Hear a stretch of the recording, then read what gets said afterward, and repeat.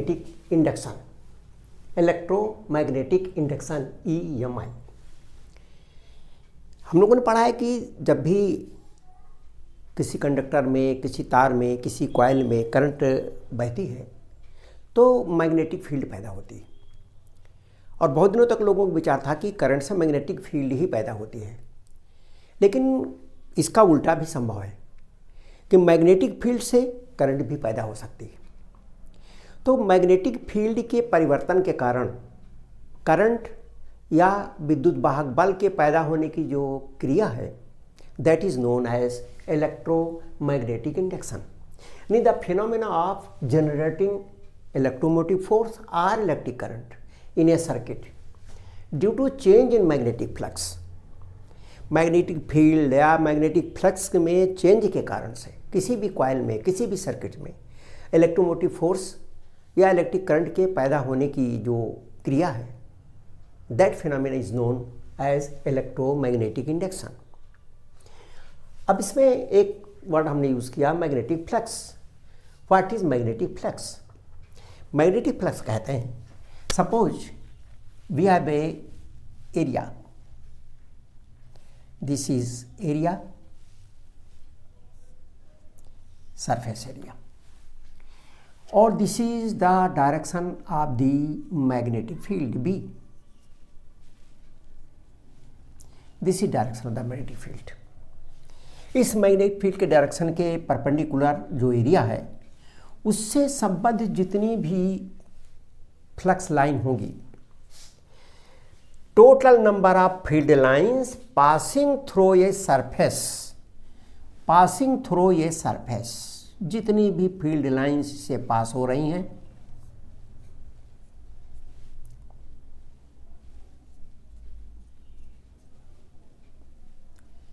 passing through a surface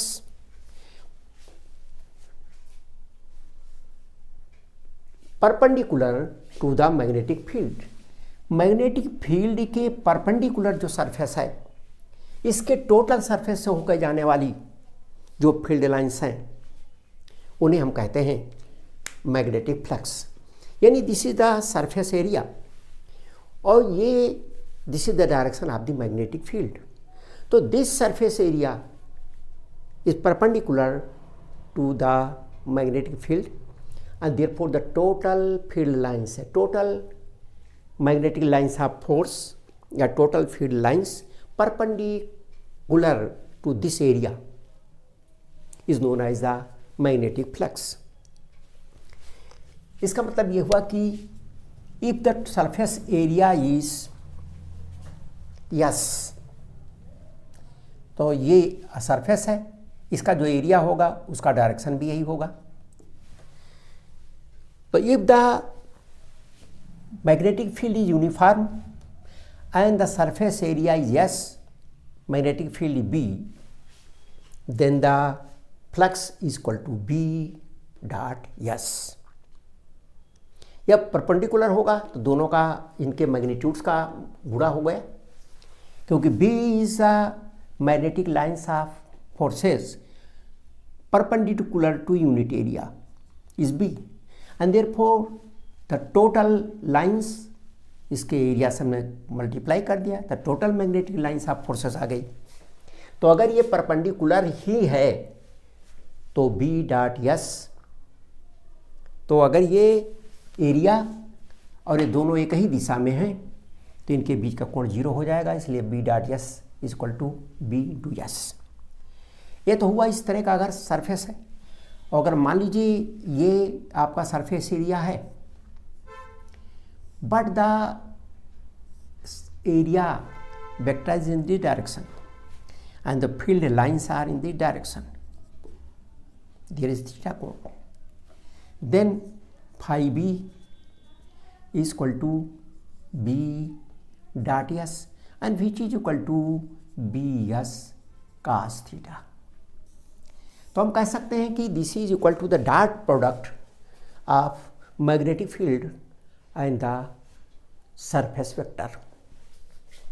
ये तो हुआ अगर यूनिफॉर्म है, और अगर यूनिफॉर्म नहीं है, सरफेस भी जो है वो सरफेस भी कर्व्ड है, तो इससे संबंधित जो फ्लक्स होगा उसको निकालने के लिए हम छोटे सरफेस एलिमेंट्स में इसको डिवाइड कर लेंगे, छोटे सरफेस एलिमेंट्स में, और फिर उन सब के लिए निकाल करके मैग्नेटिक फ्लक्स और सबको हम इंटीग्रेशन कर देंगे तो हमको मिल जाएगा phi b = b dot s integration. तो for non uniform field flux linked with curved surface is equal to b dot ds integration. ये जो आया ये है surface integral of magnetic field. हम कह सकते हैं कि जो फ्लक्स है, मैग्नेटिक फ्लक्स है, that can be defined as the magnetic surface integral of the magnetic field. Surface integral of the magnetic field is magnetic flux. तो जो इलेक्ट्रोमैग्नेटिक इंडक्शन होता है that depends upon the magnetic flux. Total number of field lines जो किसी भी coil से, किसी भी सर्किट से लिंक्ड हैं, उनमें परिवर्तन होगा तो इसके अंदर इलेक्ट्रोमोटिव फोर्स पैदा हो जाएगा। अगर एक कॉइल है, ये इसके सिरे क्लोज्ड हैं तो इसमें करंट बहने लगेगी। अगर क्लोज नहीं है, इसके जो इंड्स हैं ओपन हैं, तो करंट तो नहीं बहेगी लेकिन उसमें इलेक्ट्रोमोटिव फोर्स पैदा हो जाएगा। इसका मतलब इलेक्ट्रोमैग्नेटिक इंडक्शन में मेनली इलेक्ट्रोमोटिव फोर्स जनरेट होता है। फॉर एग्जांपल ये मान लिया ये कॉइल है, इसके अंदर से जाने वाला जो फ्लक्स है उसमें अगर परिवर्तन हुआ तो अगर ये खुला हुए हैं इसके एंड्स तो इसके अंदर इलेक्ट्रोमोटिव फोर्स पैदा हो जाएगा। लेकिन अगर ये जुड़ जाए तो फिर उस इलेक्ट्रोमोटिव फोर्स के अंदर कारण इसमें करंट भी इंड्यूस हो जाएगी, यानी करंट भी बहने लगेगी। तो ये तो हुआ इलेक्ट्रोमोटिव जो हमारा इंडक्शन है वो है क्या। तो किसी भी एरिया या किसी भी कॉइल, किसी भी कंडक्टर से लिंक्ड जो मैग्नेटिक फ्लक्स है उसमें जो परिवर्तन होता है उसके कारण इलेक्ट्रोमोटिव फोर्स पैदा होता है। ध्यान रखें, अभी जो परिवर्तन होगा ये परिवर्तन दो तरह से हो सकता है। Suppose a coil, there is a magnet, इस मैग्नेट के मैग्नेटिक फील्ड में कॉइल है। If both are stationary no induction, तब करंट नहीं पैदा होगा क्योंकि इसके फ्लक्स में परिवर्तन नहीं होगा, जबकि इसके अंदर से फ्लक्स लिंक्ड है, फ्लक्स जा रहा है। लेकिन यदि इसमें से एक को हम मूव कराएं या हम दोनों को मूव कराएं, यानी there is relative motion in the coil and the magnet, तब इसके अंदर ही करंट इंड्यूस हो जाएगी, इलेक्ट्रोमोटिव फोर्स इंड्यूस हो जाएगा। अगर ये दोनों की चाल बराबर है और एक ही तरफ है तो there is no relative motion, बराबर मोशन है, वेलोसिटी बराबर है, इसलिए उनके बीच का जो रिलेटिव मोशन होगा जीरो होगा, इसलिए इंड्यूस ईएमएफ भी जीरो होगा। तो जो ये इंड्यूस ईएमएफ पैदा होता है, इस इंड्यूस ईएमएफ पैदा होने के लिए इसके अंदर से जाने वाले किसी भी कॉइल के अंदर से पास होने वाले जो मैग्नेटिक फ्लक्स है दैट मस्ट चेंज। अगर उसमें चेंज होगा, परिवर्तन होगा, तो उसके अंदर इलेक्ट्रोमोटिव फोर्स अपने आप पैदा होगा। अब ये जो मैग्नेटिक फ्लक्स है इसके पैदा होने के बहुत सारे तरीके हैं। एक तो तरीका है, मान लिया कॉइल है, अब इस कॉइल को हम मैग्नेटिक फील्ड के अंदर ले जाएं, बाहर ले जाएं, तो इसका जो एरिया है वो फील्ड के अंदर कम होगा, ज़्यादा होगा, तो उसके कारण भी इसके अंदर फ्लक्स लाइंस में चेंज होगा। एक तो ये तरीका है। एक दूसरा तरीका भी है। वो दूसरा तरीका ये है कि मान लीजिए हम मैग्नेट को उसके नज़दीक ले जाएं तो भी इसके बहुत सारे एरिया से फील्ड लाइंस जाएंगी। एक तीसरा तरीका भी है कि अगर मैग्नेट जो हमारी ये कॉइल्स हैं इसको हम मूव कराएं तो इसका जो सरफेस एरिया है इसके साथ जो एंगल बनाता है, ओरिएंटेशन, वो भी चेंज होगा। तो अगर ये एंगल चेंज होगा तो भी फ्लक्स में परिवर्तन होगा। तो किसी भी तरह से फ्लक्स में परिवर्तन हो, प्रत्येक दशा में इंड्यूस्ड ईएमएफ पैदा होगा। अब ये जो हमारी जो ये फ्लक्स है उस फ्लक्स का जो यूनिट है, because flux is equal to B into S, तो बी का वेबर है और ए का मीटर स्क्वायर, इसलिए unit of flux is weber metre square. इसका डायमेंशन हो जाएगा, वेबर का हुआ न्यूटन प्रति एम्पियर मीटर, और मीटर स्क्वायर से मल्टीप्लाई किया तो ये मीटर से मीटर कटेगा, इसका भी मान रख दें तो एल से एल कटा, तो इसका आ गया एम L2 T-2 A-1। ये है आपका इसका डायमेंशन। ये तो हो गया फ्लक्स के बारे में।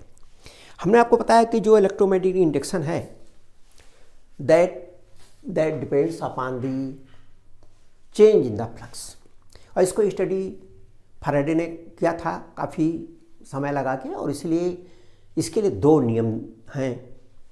इलेक्ट्रोमैग्नेटिक इंडक्शन के दो नियम हैं, Faraday's law of electromagnetic induction, जिसे हम फैराडे के इलेक्ट्रोमैग्नेटिक इंडक्शन के नियम कहते हैं।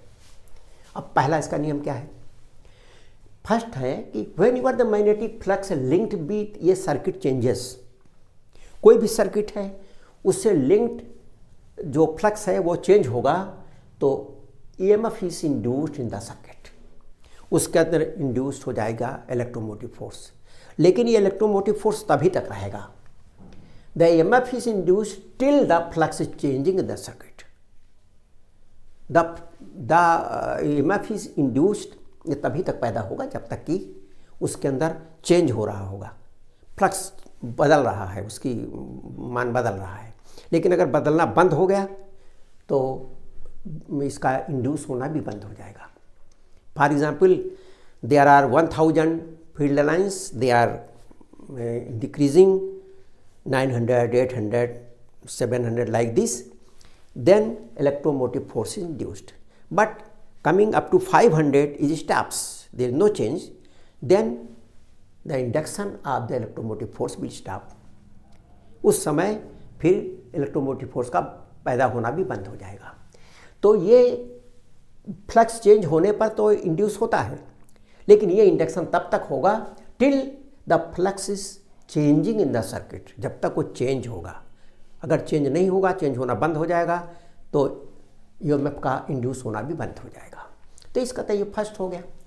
Second law of Faraday's electromagnetic induction is कि जो इंड्यूस होता है इलेक्ट्रोमोटिव फोर्स, इसका मैग्नीट्यूड कितना होता है, वो होता कितना है, उसकी वैल्यू कितनी होती है। The induced EMF is equal to the negative rate of change of magnetic flux, that does not depend only on the change but at the rate of change of magnetic flux. Magnetic flux कितना तेज change होता है। अगर magnetic flux धीरे धीरे change होगा तो electromotive force कम पैदा होगा। अगर यह बहुत तेज़ी से चेंज होगा तो इलेक्ट्रोमोटिव फोर्स ज़्यादा पैदा होगा। तो इसलिए the induced EMF is equal to the negative rate of change of magnetic flux.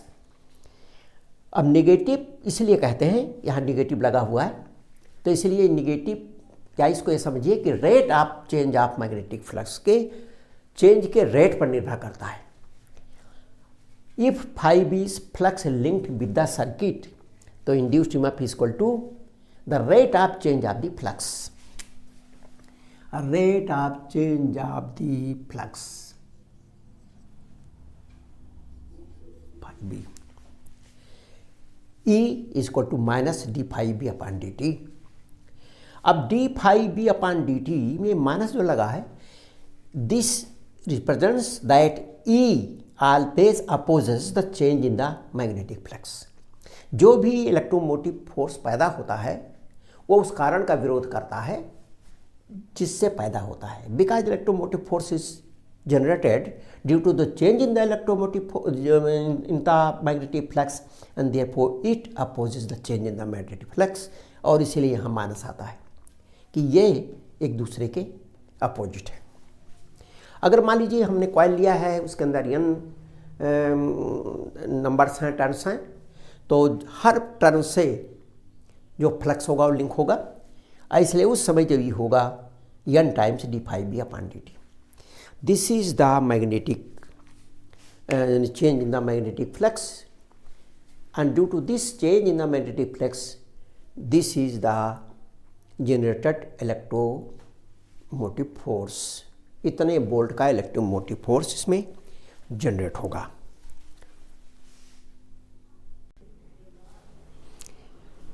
Length law. Lenz law ये बताता है कि जो डायरेक्शन है वो इलेक्ट्रोमोटिव फोर्स का कैसा है। That represent the direction. For example, the induced EMF or current opposes the cause by which it is produced. जिससे वो पैदा होता है उसको अपोज करता है। देखने में ऐसा लगता है जैसे ठीक नहीं है कि जिससे पैदा हो उसी का अपोज करे, लेकिन ये उसका अपोज करता है। For example, the electromotive force is produced due to the change in the flux and therefore it opposes the change in the flux. इसलिए इस जो हमारा फार्मूला है उसमें माइनस आता है। ये माइनस इसलिए है कि this opposes the cause due to which it is produced. जिसके कारण ये पैदा होता है उसी का विरोध करता है। इसके लिए यहाँ पर एग्जाम्पल है। For example, there is a coil. ये स्क्रीन्स जुड़े हुए हैं, यानी this is a close circuit. There is a magnet. N is here, S is here. The motion is in this direction. Motion of the magnet is in this direction. जब इस direction में motion होगा तो इसके अंदर जो current पैदा होगी, इंड्यूस होगी, वो इस प्रकार की करंट होगी, that is the current will be anti clockwise and therefore this will become positive. N repels N। इनके बीच में रिपल्सन का फोर्स लगेगा। ये इधर आने से पैदा हुआ, लेकिन इसको आने का विरोध करेगा। ये N था तो ये भी N हो जाएगा, इसका अपोज करेगा। हमको इधर लाना पड़ेगा। We have to work. जो हम वर्क करेंगे that work is converted, that mechanical work, हमने तो मैकेनिकल वर्क किया, that mechanical work is converted in the form of electrical energy और afterwards it will be converted into heat. लेकिन ये electrical energy में कन्वर्ट हो जाएगा। जो एनर्जी में कन्वर्ट हुआ हमारा द्वारा किया गया कार्य, हमको कार्य इसलिए करना पड़ा क्योंकि इसको अपोज करेगा तो इधर आएगा नहीं तो मोशन नहीं होगा, फ्लक्स में परिवर्तन भी नहीं होगा। Similarly here we are just taking it away from this coil, और मोशन जब इस दिशा में होगा तो इसको इस दिशा में न जाने के लिए इसको यस होना चाहिए, और इसमें करंट जो है ये क्लॉकवाइज हो जाएगी। इसका मोशन का विरोध करेगा, इसको अट्रैक्ट करेगा। हम इसको ज़बरदस्ती ले जाएंगे and I have to work, that work is converted in the form of induce current, later on in the form of the heat energy.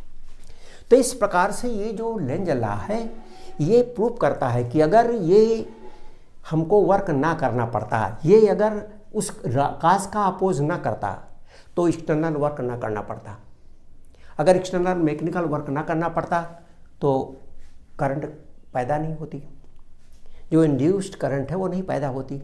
Induced current अगर मान लिया पैदा होती तो फिर विदाउट वर्क पैदा होती, विच इज़ इम्पॉसिबल। कि कोई भी वर्क होगा तभी एनर्जी पैदा होगी। इसलिए जो हमारा लेंज का लॉ है इसमें इस काज का विरोध करना चाहिए, और when it opposes the cause the external work और mechanical work is to be done, right. इसलिए ये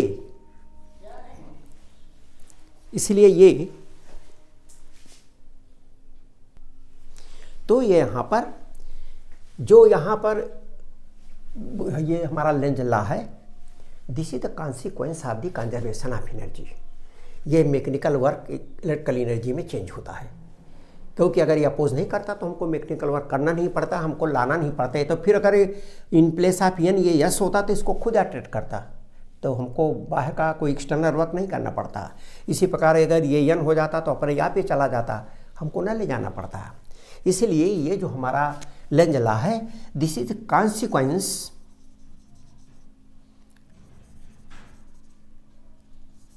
consequence of conservation of energy.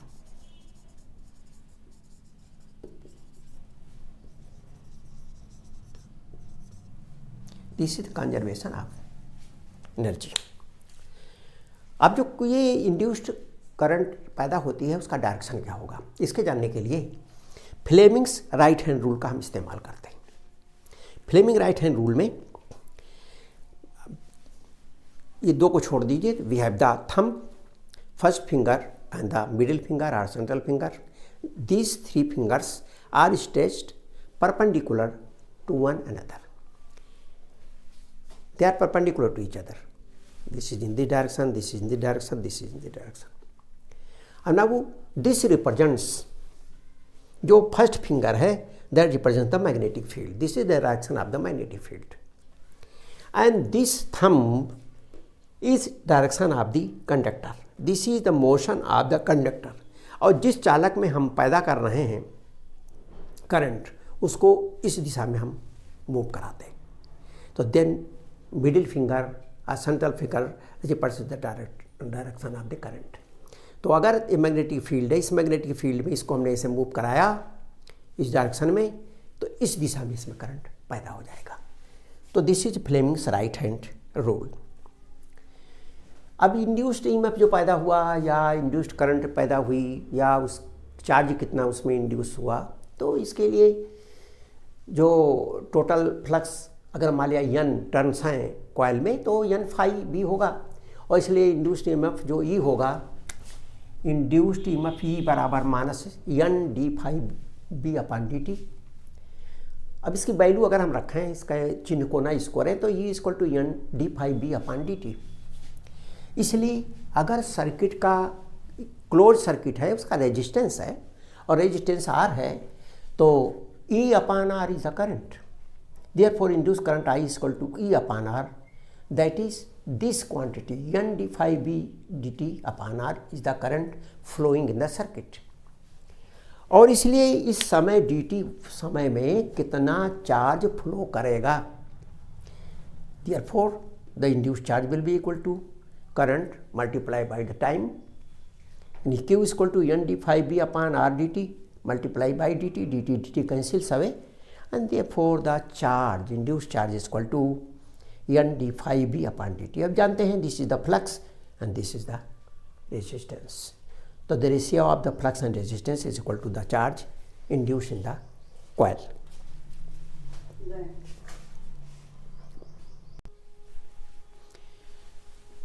Motional EMF. Motional EMF कहते हैं कि when ये flux passing through a linear conductor changes, electromotive force across the ends of the conductor is produced. अब ये जो हमारा कंडक्टर है, ये इसके अंदर फ्लक्स कैसे चेंज होगा. सपोज कर लिया कि there is a magnetic field and it moves in a magnetic field. When it moves in a magnetic field, then the flux passing through this conductor changes. अब because due to its motion the flux is changing, and therefore the electromotive force produced in this conductor is known as motional electromotive force. For example, here is a conductor PQ, a linear conductor. PQ is a linear conductor. ये linear conductor है और ये linear conductor v velocity से इसमें move कर सकता है. This cross represents that the magnetic field is from outside to inside. यानी the b in the downwards direction of this plane, इस सरफेस के अंदर की तरफ है. Magnetic field like this and this PQ linear conductor can move this direction or in this direction. When this will move across its end P and Q, magnetic electromotive force will be produced. This electromotive force is called motional electromotive force. This is a rectangular frame. On this rectangular frame, this PQ is a arm which can move on this ST and RU. ST and RU जो conductors हैं, उसके ऊपर suppose with velocity v, this PQ can be move. जब ये move करेगा तो जो ये फ्लक्स लाइन्स हैं इनको ये काटेगा. इसके अंदर से जाने वाले फ्लक्स लाइन में परिवर्तन होगा, तो इसके एंड्स के बीच इलेक्ट्रोमोटिव फोर्स पैदा होगा. That is to be calculated. PQRS is एक rectangular loop. PQ can move without friction on ST and RU conductors with velocity v.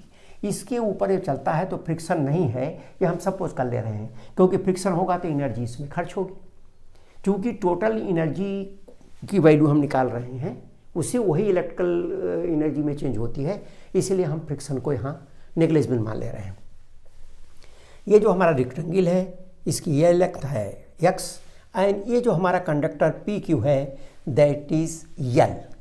तो P Q is equal to L, जो P Q की length है that is L, and R Q की जो length है that is equal to x।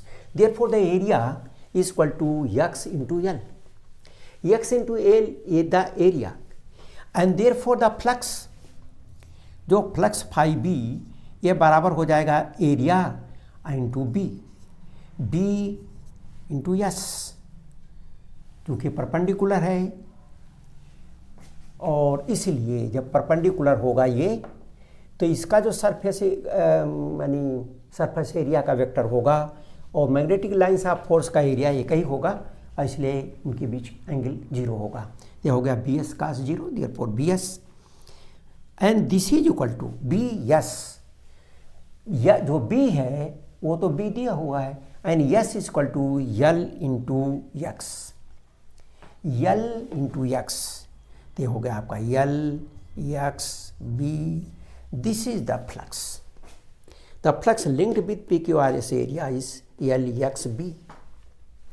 और जब हमको फ्लक्स का पता हो गया तो इसमें पी क्यू में कितना चलेगा, तो कितना इसमें इंड्यूस होगा इलेक्ट्रोमोटिव फोर्स। तो the across the ends of the linear conductor P Q the induced EMF is equal to minus D phi by D T. इसमें हमने फाई का मान रख दिया, फाई बी का मान रखा, तो equal to D phi B upon D T. ये दीज आर कांस्टेंट क्वांटिटीज, केवल एक्स है जो वेरी करेगा, ये चलेगा तो एक्स बदलेगा, इसलिए बराबर होगा L B minus D X by D T. Minus D X by D T क्योंकि इधर को पीछे को आ रहा है, इसलिए जो चेंज होगा एरिया में वो नेगेटिव होगा, इसलिए ये जो minus D X by D T बराबर भी होगा। बाहर की ओर जाएगा तो D X by D T B के बराबर होगा, तो इसलिए यहाँ पर minus D X by D T equal to V, इसके जगह हमने वी रख दिया। तो जो इसके अंदर पैदा होगा electromotive force that is equal to L V B, that depends upon the length of the conductor, velocity of the conductor and magnetic field of the conductor. अब इसके लिए जैसे मान लीजिए ये मैग्नेटिक फील्ड का horizontal component from north to south and this is conductor. अब ये अगर इस तरह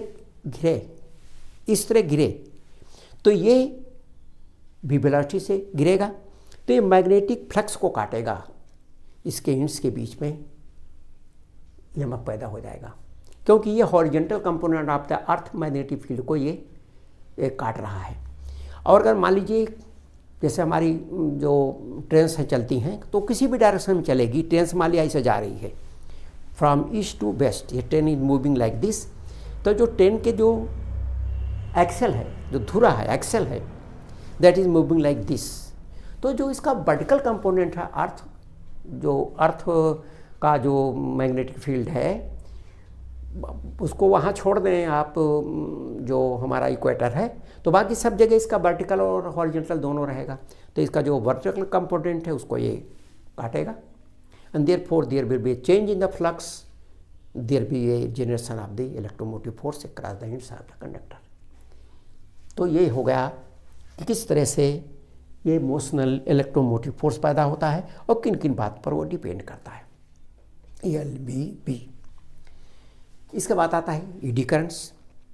ईडी करंट्स में हम लोगों ने पढ़ा कि कोई भी कॉइल है उसके अंदर से जाने वाले मैग्नेटिक फ्लक्स में अगर परिवर्तन हो तो उस कॉइल्स के अंदर इलेक्ट्रोमोटिव फोर्स पैदा हो जाता है।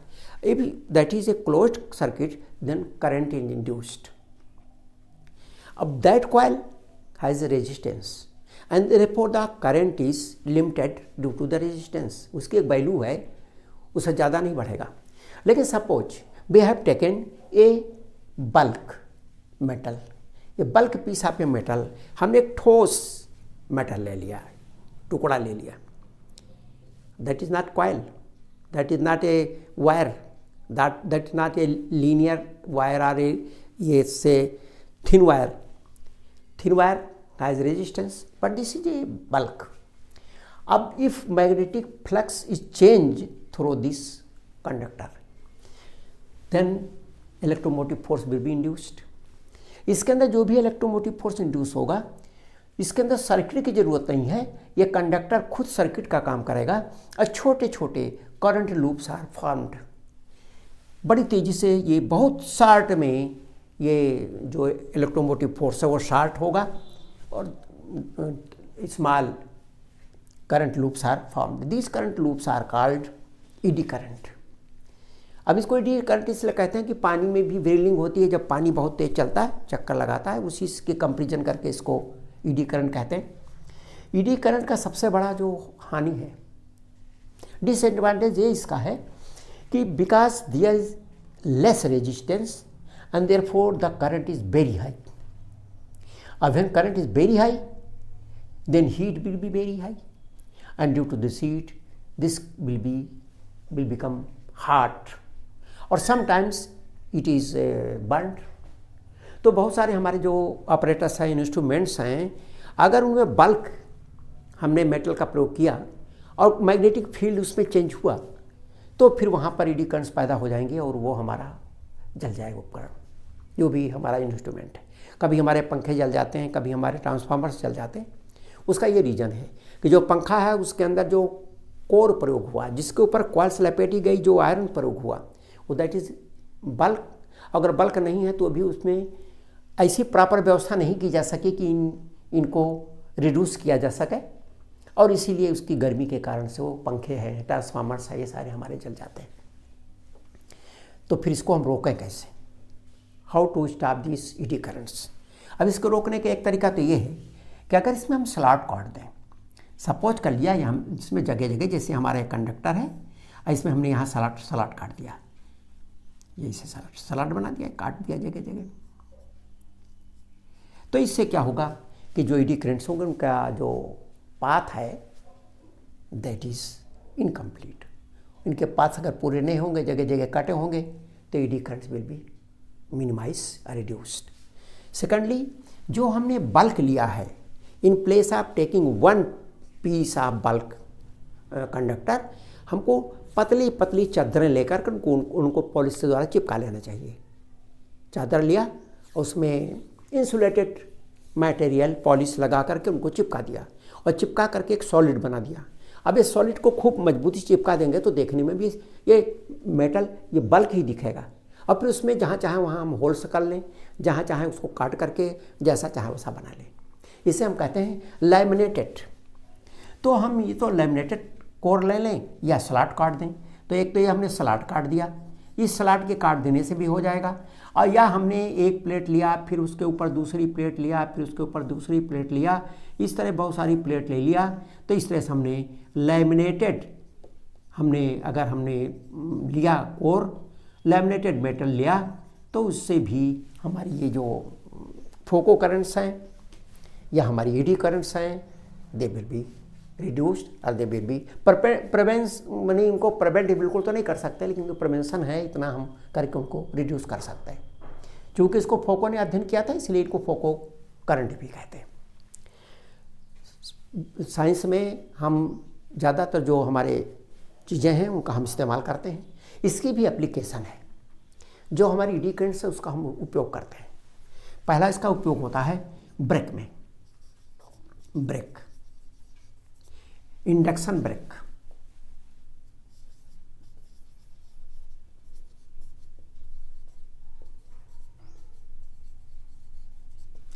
इंडक्शन ब्रेक जो इलेक्ट्रिकल टेल्स होती हैं उनके अंदर इंडक्शन ब्रेक का इस्तेमाल करते हैं। इंडक्शन ब्रेक में जो धुरा है उसमें एक मोटा सिलेंडर लगा रहता है। जो धुरा यानी जो एक्सेल है, हमारे उस एक्सेल के ऊपर एक मोटा सा बेलन लगा रहता है। This is the axle of the train. अब इसके ऊपर इलेक्ट्रोमैग्नेट लगा रहता है।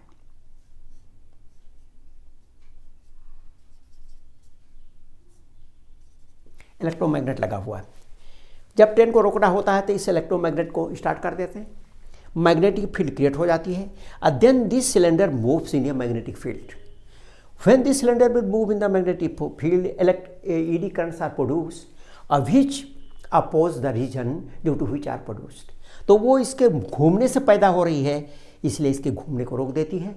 और टेंस आर स्टॉप्ड, वो रुक जाती है। एक तो ये हुआ। एक दूसरा इसका है dead beat galvanometer.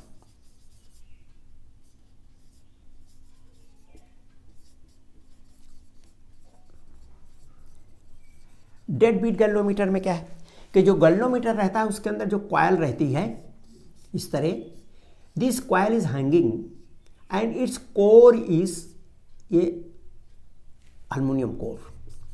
Aluminium bulk metal है, कोर है। जब ये करंट इसमें बहती है और ये घूम जाता है, इट इज जस्ट रोटेटेड, उसके बाद काफ़ी देर तक ऑसिलेट करता रहता है। जबकि करंट का बहना बंद हो जाए तो इसको रुक जाना चाहिए, लेकिन ये ऑसिलेट करता रहता है।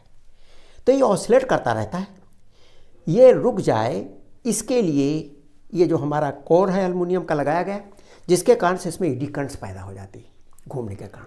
और जब ईडी करंट पैदा हो जाएगी तो ईडी करंट्स विल स्टॉप, तुरंत ये डेड बीट हो जाएगा, तुरंत ही इसका जो मूवमेंट है, इसका जो कॉइल का घूमना है रुक जाएगा। नहीं तो एक बार कॉइल अगर घूम गई फिर करंट बंद भी हो गई तो काफ़ी देर तक ऐसे ऐसे घूमता रहेगा, तो तुरंत ये रुक जाएगा। तो दूसरा इसका ये एप्लीकेशन है डेड बीट गैल्वेनोमीटर बनाने में। तीसरा है इसका इंडक्शन फर्नेस।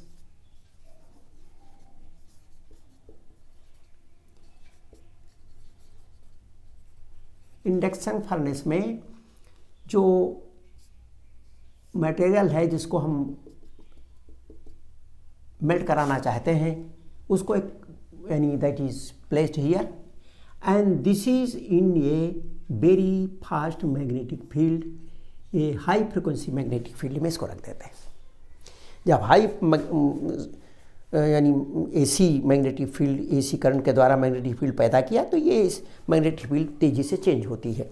जब मैग्नेटिक फील्ड चेंज होगी तो इसके अंदर ईडी करंट पैदा हो जाएंगी, this metal, and due to the eddy current heat पैदा होगी क्योंकि इसके अंदर रेजिस्टेंस नहीं है, और due to the heat its melts, तो ये उस हीट के कारण से ये मेल्ट हो जाएगा और ये पिघल जाएगा। तो ये आपका वो मेटल है जिसको पिघलाना है, यानी मेटल, और ये आपकी बी है मैग्नेटिक फील्ड। तो तीसरा हो गया इंडक्शन फर्नेस। और इसका एक यूज़ और भी है, वो जो अगला यूज़ है वो ये है इंडक्शन मोटर। इंडक्शन मोटर भी ऐसा ही है। चौथा है इंडक्शन मोटर।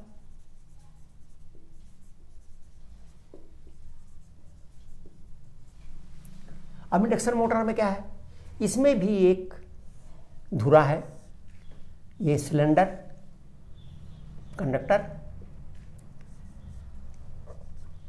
और this is in a magnetic field.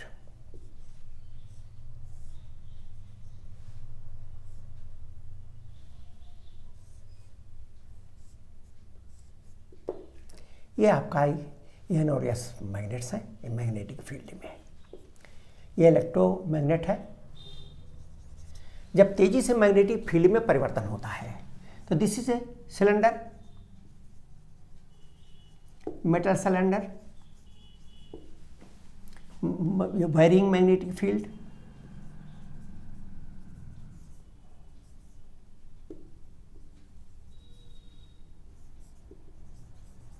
जब मैग्नेटिक फील्ड तेजी से वेरी करेगी तो इसके अंदर एडी करंट पैदा होगी और उस ये मैग्नेटिक फील्ड रोटेट करती रहती है, बल्कि इसको कहिए रोटेटिंग मैग्नेटिक फील्ड, यानी दिस इज रोटेटिंग।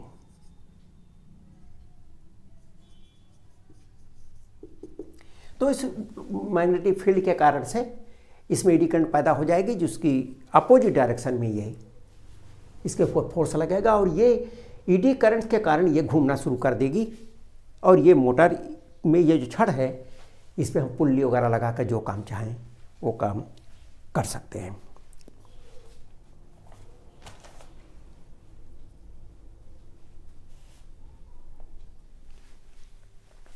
तो इसका अगला यूज़ है पावर मीटर।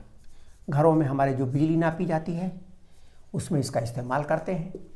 इसमें एक जो बैरिंग मैग्नेटिक फील्ड है, उस मैग्नेटिक फील्ड के अंदर एक डिस्क रहती है। ये मेटल डिस्क घूमती है, इसमें ईडी करंट पैदा होती है और उस ईडी करंट्स जो पैदा होगी दैट डिपेंड्स अपॉन दी, ये है बी, और इसके ये घूमती है, ये वो ईडी करंट्स के ऊपर निर्भर करती है। उसके आधार पर कितनी करंट फ्लो हुई, कितना वर्क हुआ, उस वर्क का को हम मेजर कर लेते हैं। This is how we use the eddy currents. तो ईडी करंट्स से हमारा नुकसान तो ये है कि अगर ईडी करंट्स हैं तो जो उसका हमने प्रिवेंशन नहीं किया तो हमारे जो इंस्ट्रूमेंट्स हैं वो जल जाएंगे, गर्म हो जाएंगे, लेकिन उनका हमारे लिए बहुत सारा उपयोग भी है और very important useful thing for our life. That's all. Electromagnetic induction. Electromagnetic induction में सेल्फ इंडक्शन कहते हैं कि देयर इज ए कॉइल, एक कॉइल है और इसके अंदर हम करंट फ्लो करते हैं। तो जब करंट इसमें फ्लो होती है तो ये इसके अंदर मैग्नेटिक फील्ड डेवलप होती है, क्योंकि हम जानते हैं कि when current flows in any coil it produces magnetic field. तो एक मैग्नेटिक फील्ड पैदा हो जाती है और ये मैग्नेटिक फील्ड इस कॉइल से जाती है, जो कॉइल मैग्नेटिक फील्ड पैदा करती है। यानी ये मैग्नेटिक फील्ड भी इसकी है और ये कॉइल भी है, स्वयं मैग्नेटिक फील्ड पैदा करती है, उसी मैग्नेटिक फील्ड में स्वयं है। तो when current changes magnetic field will change and therefore due to the change in magnetic flux induced EMF is produced in the coil, the same coil.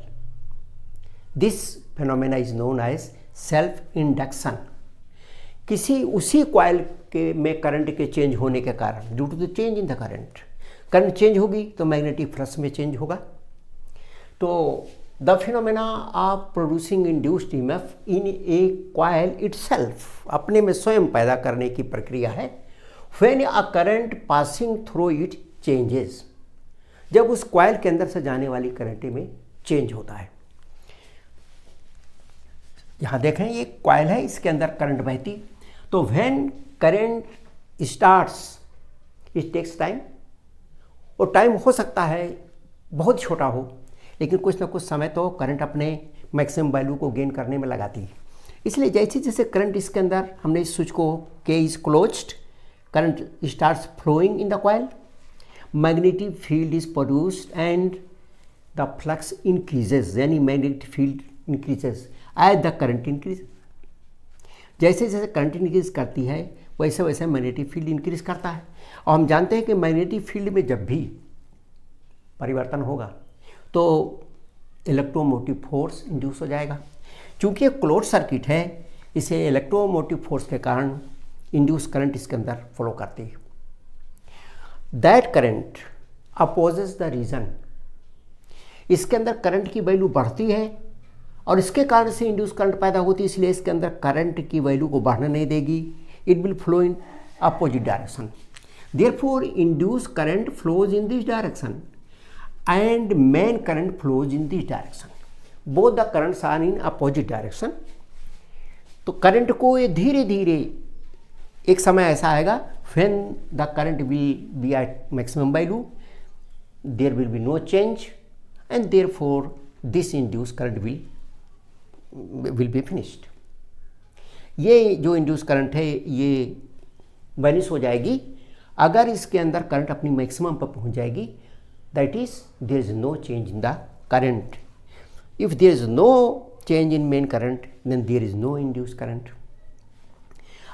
यदि हमने इसी तरह से इसको जो हमारा की है स्विच है इसको हमने ओपन कर दिया, when the key is open होगी तो जो इसके अंदर मैग्नेटिक फ्लक्स था वो सडनली कम्स टू जीरो, वो एक बार ये घटता है because the current flowing in this circuit is stop.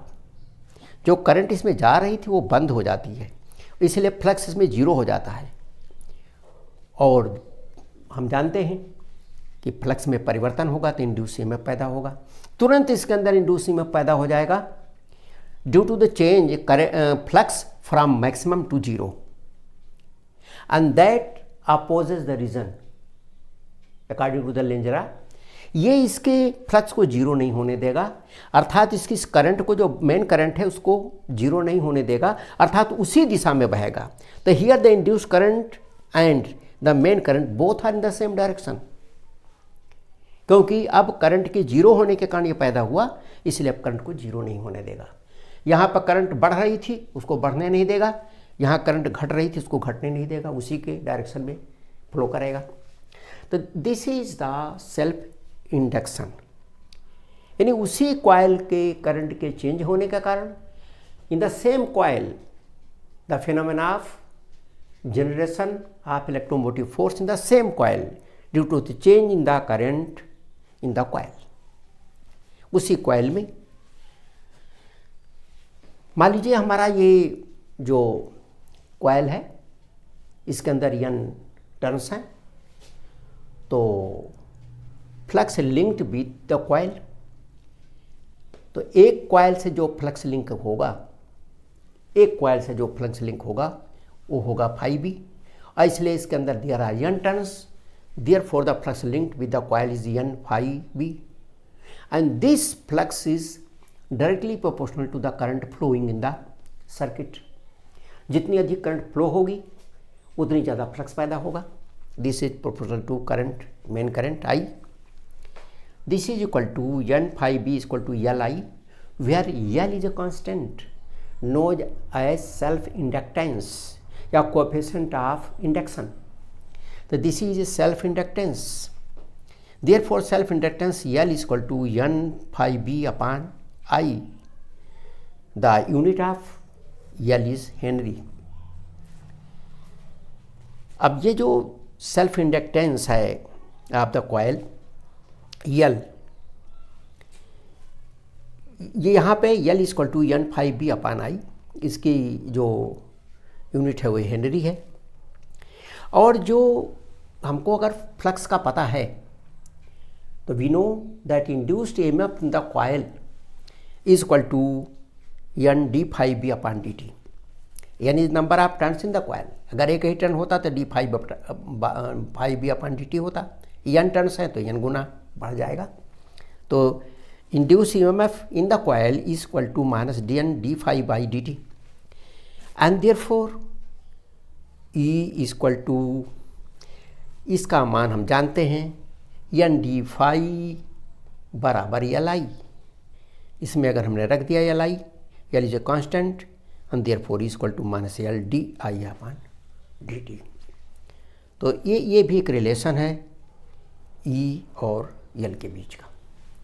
और from here self inductance L is equal to minus E di by dt, और dt ऊपर चला गया तो minus E dt upon di Henry.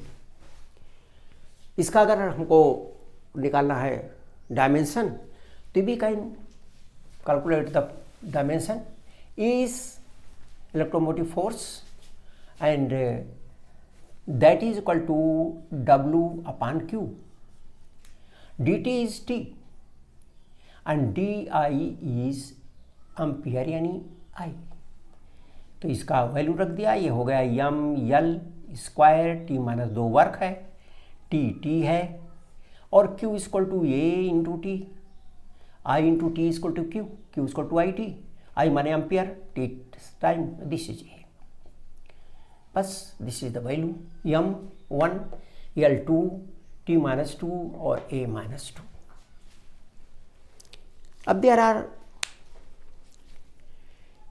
Suppose a coil, plane coil है जिसमें number of turns यानी भी हो सकते हैं और एक टर्न की भी हो सकती।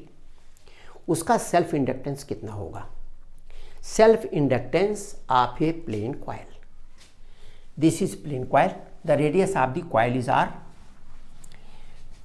और इसीलिए इसका जो एरिया होगा surface area S is equal to pi r square.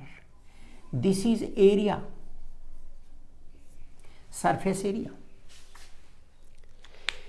B, in the plane coil, when current flows in a coil, the magnetic field in the coil is equal to mu 0 n I upon 2r, where n is the number of turns in the coil, r is the radius of the coil, and therefore phi b multiplied by area.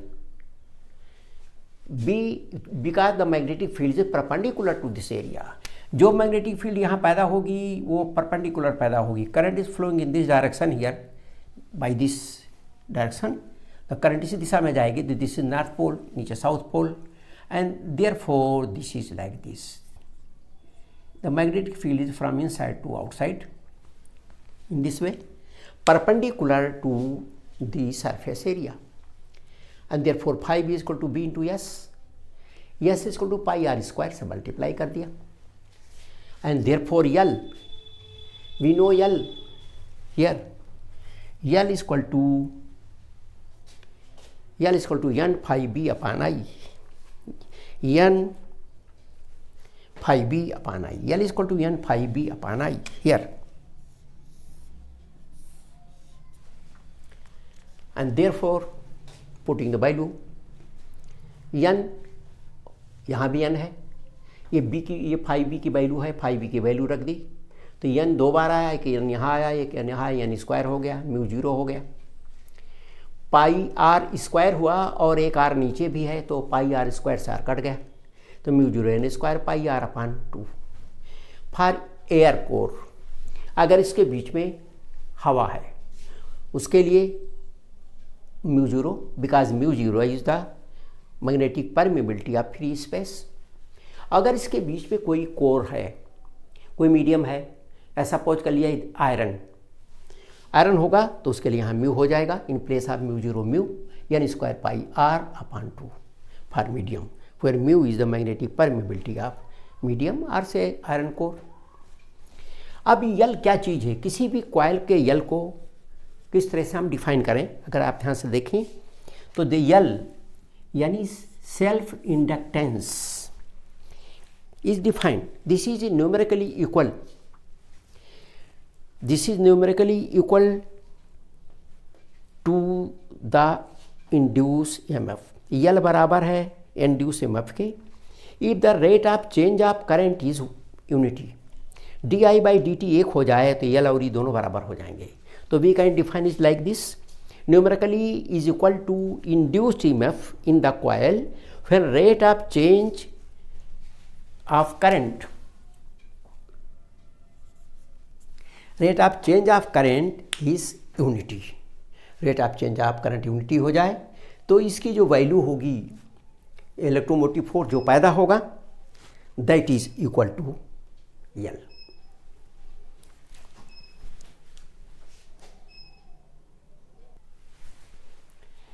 Coefficient of self induction और inductance, उसी को हम coefficient of self induction भी कहते हैं, उसे induction से भी कहते हैं.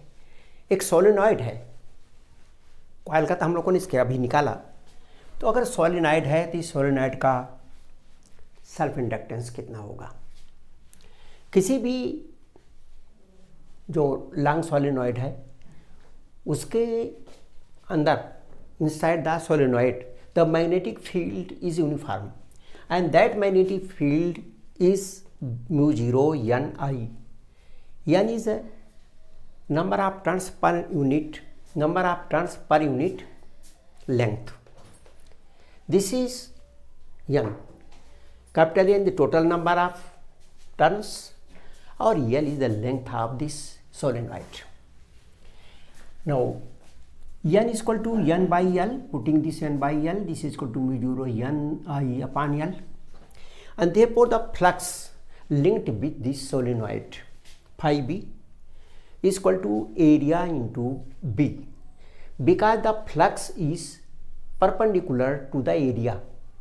तो कॉइल्स ये इस तरह के हैं आपके सोलेनॉइड, इसका ये एरिया हुआ और जो मैग्नेटिक लाइंस ऑफ फोर्सेस जा रहे हैं इसके परपेंडिकुलर हैं, इसलिए B और S इसका जो इसका एरिया है, एरिया वेक्टर इस दिशा में है और मैग्नेटिक लॉस ऑफ फोर्सेस भी इसी दिशा में हैं, both are parallel, therefore B dot S equal to B S हमने मल्टीप्लाई कर दिया mu zero N I upon L, mu zero N I upon L into area, और therefore inductance of the coil या solenoid is n number of turns into the flux upon the current n phi b upon I। अब इसमें हमने phi b का मान रखा तो n यहाँ है, 2 n हो गए, म्यू जीरो n आई यस अपान आई इंटू यल, आई नीचे भी है या आई ऊपर भी है, कट गया, this is mu zero n square yes. अब यहाँ यस आया, यहाँ यल एक है, हमने एक यल से ऊपर और नीचे मल्टीप्लाई कर दिया, दो तो यल ऊपर मल्टीप्लाई हुआ नीचे तो यल स्क्वायर हो गया, और n upon l equal to small n, therefore n square upon l square equal to small n square, तो इसकी जगह पर तो आ गया small n square mu zero, और जो यल और यस आया this quantity this is volume, तो this is the volume of the coil, therefore the inductance of the coil is mu zero n square B henry, this is the self inductance of a long solenoid. Now when the current changes in the coil, the flux changes and therefore the induced current is produced, और इस induced current induced current के against कार्य करना पड़ता है, क्योंकि जब main current बहती है तो induced करंट उसको अपोज करती है, तो उसके अगेंस्ट काम करने के लिए जो भी कार्य किया जाता है मेन करंट को अपने मैक्सिमम तक पहुंचने में, वो किया गया कार्य उस कॉइल के अंदर स्टोर हो जाता है, that is known as the energy store in inductor. Inductor कहते हैं कॉइल को, इस तरह की जो हमारी कॉइल्स हैं जिसके अंदर इंडक्टेंस होता है, जो एलिमेंट्स इंडक्टेंस पैदा करते हैं coils, they are known as inductors, the energy store in inductor.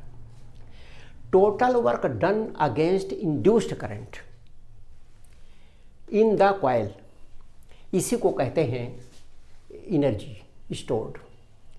If D I current changes in D T time then work done D W is equal to power into time is equal to work, P is equal to E into Y into D T, E is induced M F, induced M F is equal to L D I by D T into I D T cancels away, total work done to establish the total current, maximum current, suppose I zero in the coil, उसको establish करने में के लिए कितना work करना पड़ेगा, थोड़े से के लिए डी आई के लिए इतना वर्क करना पड़ा, इसलिए आई जीरो अगर करंट एस्टेब्लिश हो रही है तो उसके लिए कितना वर्क करना पड़ेगा, डब्ल्यू इक्वल टू, इसको हमने इंटीग्रेट किया from zero to I zero, L constant है बाहर आ गया, आई डी आई ये हो गया आई स्क्वायर अपान टू इंटीग्रेशन, तो ये जीरो रखने पे जीरो हो जाएगा, आई जीरो ही आई की जगह आएगा, ये हो गया हाफ यल आई जीरो स्क्वायर,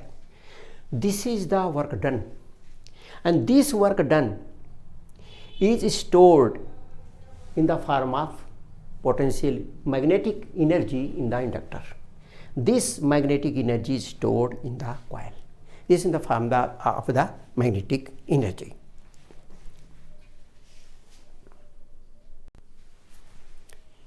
अब यहाँ पर हम लोगों ने देखा कि जो हमारा इंडक्टेंस होता है, ये इंडक्टर्स किसी भी कॉइल में जब करंट चेंज होती है तो उसके कारण ये इंड्यूस होता है और ये उस कारण का अपोज करता है जिसके कारण पैदा होता है, ये अपोज करता है, चेंज का अपोज करता है, अगर फ्लक्स बढ़ रहा है तो उसको बढ़ने का अपोज करता है, घट रहा है तो उसके घटने का अपोज करता है, अगर कॉइल में करंट बढ़ रही है तो करंट के बढ़ने को अपोज करता है, और अगर करंट घट रही है तो उसके घटने का को अपोज करता है। तो एक तरह से ये एक रेजिस्टेंस जैसा काम करता है, लेकिन ये रेजिस्टेंस की तरह नहीं, उससे डिफरेंट है। जो रेजिस्टेंस है that opposes in the current in any circuit whether it is DC और इट इज एसी। ये जो हमारा रेजिस्टेंस होता है दैट वर्क्स लाइक फ्रिक्शन, जो फ्रिक्शन जैसे काम करता है कि वो कोई भी चीज़ मोशन में होगी तो उसके अपोज काम करेगा, उसके मोशन का विरोध करेगा, वो मोशन इस दिशा में हो या इस दिशा में हो। इन द सेम वे जो रेजिस्टेंस होता है वो अपोज करता है करंट में चेंज हो या ना हो। लेकिन when ever current flows in a wire और इन a circuit, resistance opposes the current. Here the inductance opposes the change of the current.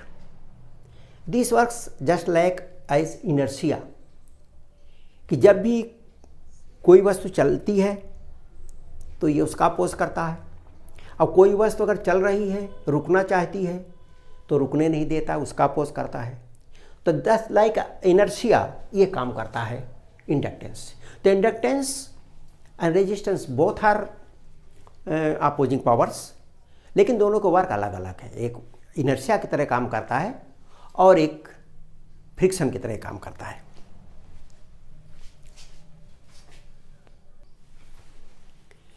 Magnetic energy density of solenoid, किसी भी सोलेनॉइड के अंदर जो एनर्जी मैग्नेटिक एनर्जी के रूप में store हो जाती है वो कितनी होती है। Energy density means energy per unit volume. Magnetic energy stored in a solenoid, अब हमने लोगों ने इसको पढ़ा हुआ है कि the magnetic energy stored in a solenoid is equal to UB is equal to half LI square. यहाँ पर L फॉर सोलेनॉइड, सोलेनॉइड का जो इंडक्टेंस है that is equal to μ0 n स्क्वायर V। V is the volume of the solenoid. Putting this value here, therefore the total energy in the solenoid is half μ0 n square B I स्क्वायर। Now I को हम eliminate कर देते हैं। We know for the solenoid magnetic field depends upon the current, that is μ0 n I is equal to B, magnetic field in the solenoid, and therefore I is equal to B upon μ0 n। इस I को हमने यहाँ substitute कर दिया तो इसका square हो जाएगा। ये आ गई आपकी टोटल एनर्जी। यहाँ पर ये n स्क्वायर से ये n स्क्वायर कटा और ये μ0 से एक μ0 कटा तो एक μ0 बचेगा, 2 बचेगा। और पर यूनिट वॉल्यूम एनर्जी डेंसिटी निकालनी है, यानी एनर्जी पर यूनिट वॉल्यूम, तो वॉल्यूम से डिवाइड कर दिया, V खत्म हो गया, B square upon 2 μ0। This is the energy per unit volume stored in a solenoid in the form of the magnetic energy. This is magnetic energy density of solenoid. Now combination of inductors, जैसे resistances को हम combine करते हैं in series in parallel, inductors को भी उसी तरह हम कंबाइन कर सकते हैं। सीरीज़ में इनको हमने इस तरह से जोड़ते हुए चले गए, 1 2 3 4 5 जितने भी जोड़ने हैं जोड़ देंगे। तो in series one is L1 other is L2, और इन दोनों का मान लिया इक्विवेलेंट आता है तो इनकी जगह कोई एक होगा जो काम करेगा, तो वो इसका इक्विवेलेंट इंडक्टर है। इसके अक्रॉस, इसके इंड्स के अक्रॉस का जो पोटेंशियल डिफरेंस होगा current into inductor, VA minus VC equal to IL1, और इसके बीच का पोटेंशियल हो जाएगा VC minus VB that is equal to I। Current is the same in the series circuit IL2। यहाँ पर A और B, चूँकि इसी के बीच जो इक्विवेलेंट इंडक्टर जुड़ता है उन्हीं पॉइंट से भी जुड़ता है जिसके बीच जुड़े हुए हैं, इसलिए इसके बीच का अगर इससे निकालते हैं that comes out to be IL। I is common here here here cancel हो गया, इसलिए L that is equivalent inductance is equal to the inductance of the first inductor plus inductor of the second inductor. In parallel parallel में इनके अंदर current तो अलग अलग जाएगी, but the potential difference between these 2 points is same. इन्हीं को हटा के इसकी जगह हम इक्विवेलेंट इंडक्टर रख देंगे, मान लिया वो यल है।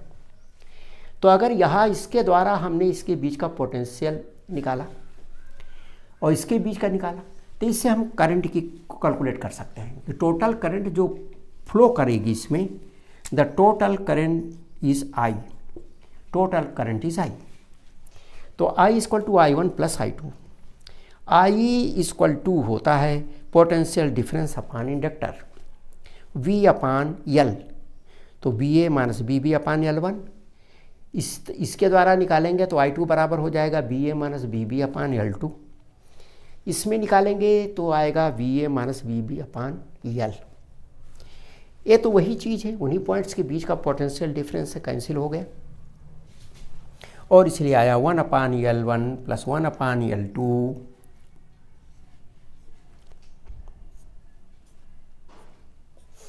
Equal to 1 upon L।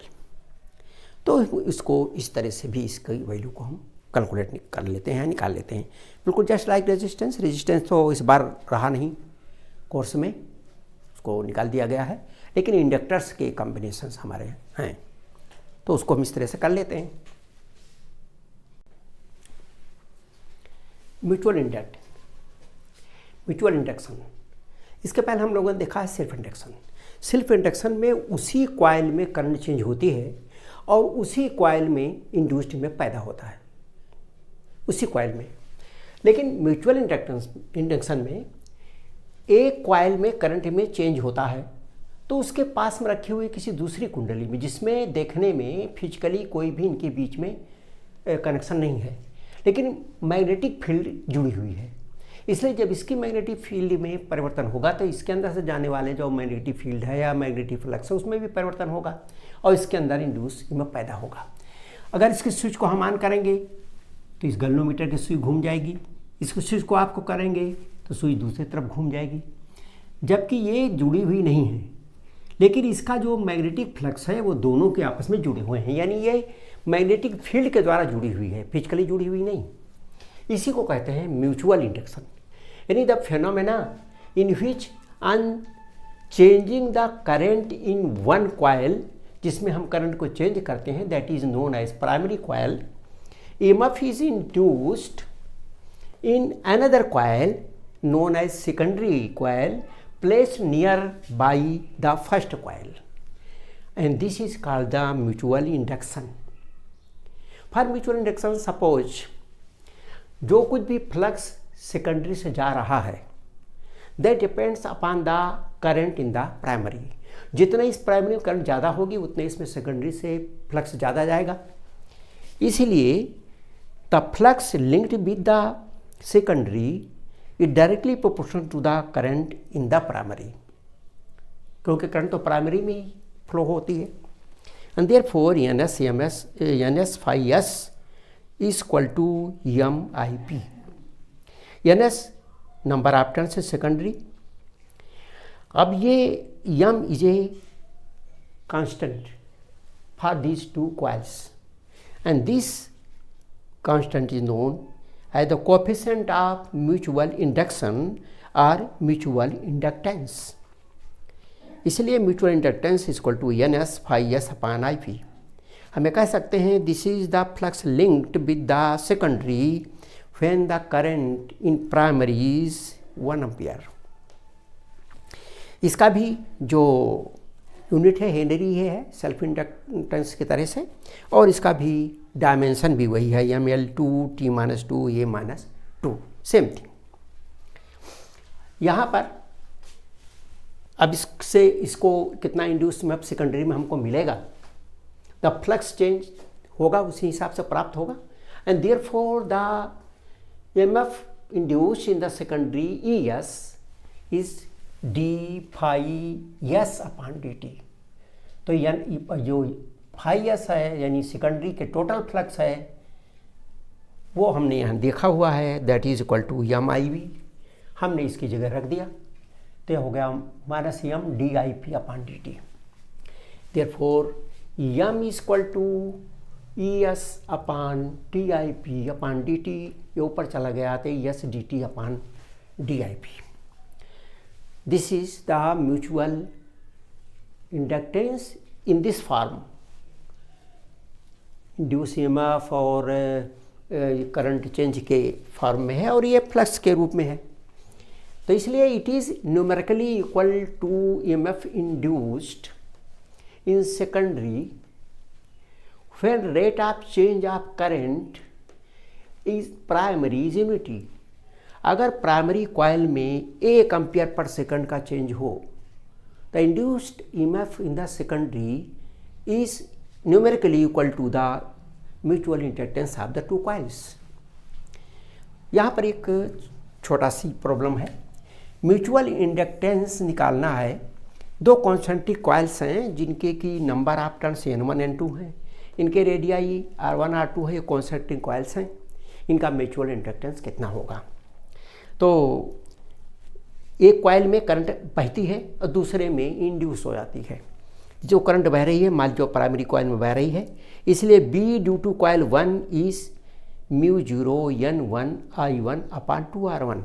इसके केंद्र पर जो भी B परिवर्तित होगा, चूँकि दोनों का ये केंद्र है इसलिए दोनों से ये मैग्नेटिक फील्ड जाएगी, इसलिए जो सेकेंडरी है उससे लिंक मैग्नेटिक फील्ड कितनी होगी। The flux linked with 2 is N2 F2 is this N2 into phi यानी B pi R2 square. B का हमने ये मान है निकाला हुआ रख दिया।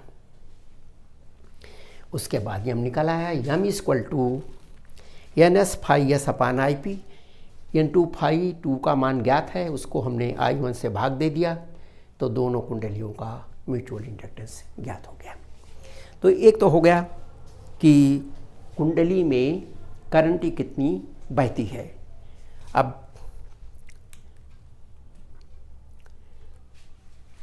This is the mutual inductance of the 2 coils.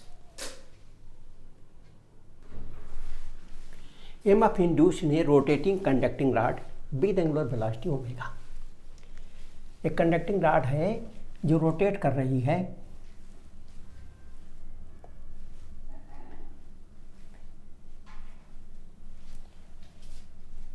EMF induced in A rotating conducting rod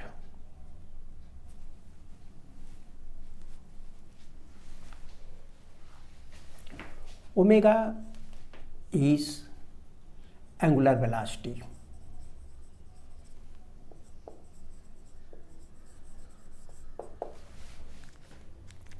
This is the rod. This is moving like this. One end is fixed, another end moves. The area covered in a very small time dt. In time interval dt, OP reaches to OQ, and after angular displacement d theta. If this is d theta, this is L, therefore PQ is equal to L d theta. And therefore the area OPQ, this, the area covered in dt time is half L into L d theta. This and this half L square d theta by 2. EMF induced across the ends of the conductor, this OQ, इसके और इसके, because this is stationary, यहाँ 0 होगा, यहाँ पर potential होगा, तो इसके बीच का कितना EMF इंड्यूस होगा।